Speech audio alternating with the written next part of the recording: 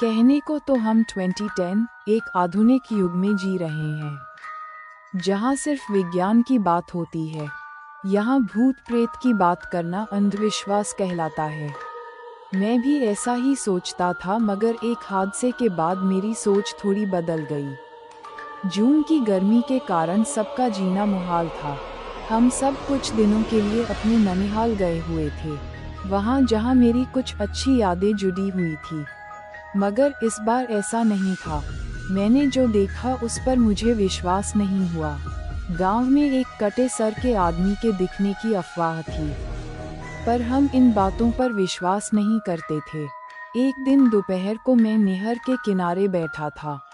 गर्मी में ठंडी हवा के झोंकों का अलग ही मजा था। मुझे हल्की हल्की नींद आने लगी थी। तभी कोई मेरे पास आकर बैठ गया और बातें करने लगा। मैं भी आधी नींद में उससे बातें करने लगा।